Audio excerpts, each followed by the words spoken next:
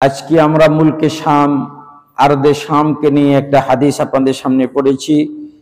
সাথে সাথে আমাদেরকে বর্তমানে কি করা উচিত, আমাদের অতীত কর্মের জন্য আল্লাহর কাছে কিভাবে তওবা করা উচিত, এই জন্য সূরা তাহরিমের প্রসিদ্ধ সে আয়াত আল্লাহ রাব্বুল আলামিন মুমিনদেরকে বলেন, মুমিনরা তোমরা আমার দরবারে তওবা করো, তাওবাতুন নাসুহা করো, কেননা আমি আল্লাহ তোমাদের সকল গুনাহগুলোকে ক্ষমা করে দেব। এই সংক্রান্ত আয়াতটুকু আমি আপনাদের সামনে তেলাওয়াত করেছি। আয়াত এবং হাদিসকে সামনে রেখে আমাদের আগামী করণীয় কি, এই ব্যাপারে চূড়ান্ত কিছু কথা বলে ইনশাআল্লাহুল আজিজ আজকের জুমার আলোচনা শেষ করব ইনশাআল্লাহ। প্রিয় ভাইরা আমার, 14ই ডিসেম্বর বুদ্ধিজীবী হত্যা দিবস। এই দিবসকে কেন্দ্র করে বিগত দিনগুলোতে আমাদের বুদ্ধিজীবীতে অনেক ধরনের গুনাহ হয়েছে,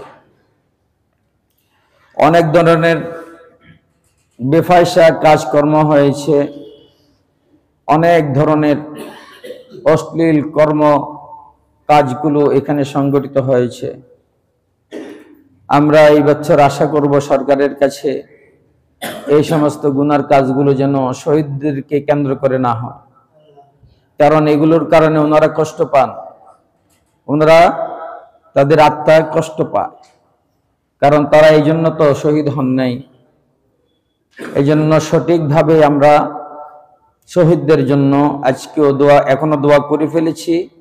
আমরা জুমার নামাজের পরও শহীদদের জন্য দোয়া করব, আগামীকালকেও আমরা শহীদদের জন্য দোয়া করব ইনশাআল্লাহ। এটা হলো সবচেয়ে বড় পাওনা।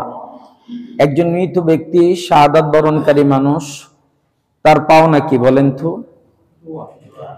তার কবরের সামনে গিয়ে যদি পৃথিবীর সমস্ত ফুলগুলো, পৃথিবীর সমস্ত ফুলের তোড়াগুলো যদি কবরের উপরে রাখা হয়, কি বলেন, কবরে মনে হয় সরিষা পরিমাণ কোনো ফায়দা হবে?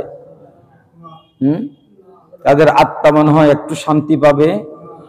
অনেকে মনে করে ওরা কবরের পারে গিয়ে 1 মিনিট নীরবতা পালন করে, কবরের সামনে গিয়ে কি কিছুক্ষণ দাঁড়িয়ে থাকে চুপচাপ, কিছু বলে না।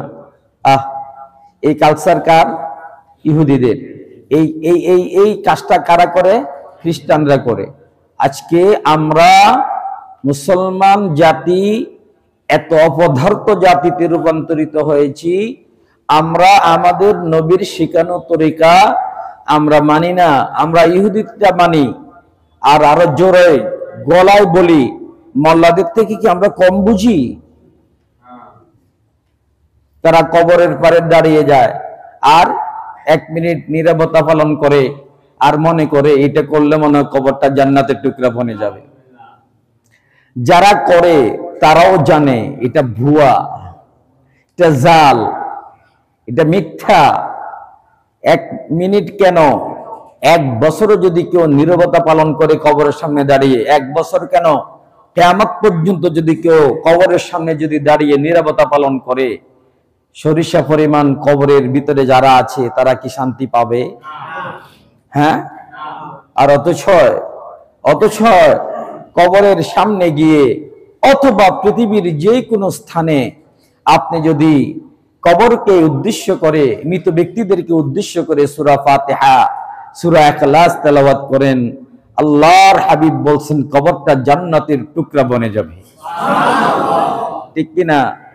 অথচ রাসূলের তরিকা, মুসলমানের তরিকা ভুলে গিয়েছে আজকের প্রগতিশীল এই সমস্ত নিউ মুসলমানেরা, যারা আমাদেরকে মৌলবাদী বলে, তাদেরকে কি ভদ্র মুসলমান বলে। এই সমস্ত ভদ্র মুসলমানদের জায়গা পৃথিবীর কোথাও ঠাঁই নেই, কবরে তো নাই। ঠিক কিনা? আমরা ইনশাআল্লাহুল আজিজ শহীদদের জন্য, শহীদদের আত্মার মাগফিরাতের জন্য সূরা ফাতিহা ইখলাস তেলাওয়াত করব ইনশাআল্লাহ পড়ে। প্রিয় ভাইরা আমার, আপনাদের এখানে যারা আমার সামনে এখন উপস্থিত হয়েছেন, আপনি কি মনে করেন, আপনি কি মনে করেন সেইখানে এইভাবে দাঁড়িয়ে থাকলে আপনার বাবার কবরে সওয়াব যাবে, এটা কি আপনি মনে করেন? এখানে আপনারা যারা আছেন আপনারা কি মনে করেন?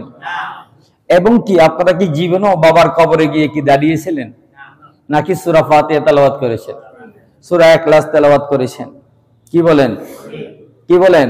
পৃথিবীর কোন মুসলমান সরিষা পরিমাণ যার মধ্যে ঈমান আছে, সে কি কোনোদিন কখনো তার বাবার কবরের সামনে গিয়ে কি দাঁড়িয়ে থাকতে পারে চুপচাপ, নাকি কিছু তেলাওয়াত করবে? কি বলেন আপনারা? আল্লাহ এই 16 বছরের কুসংস্কার থেকে আমাদের দেশটাকে আপনি হেফাজত করুন।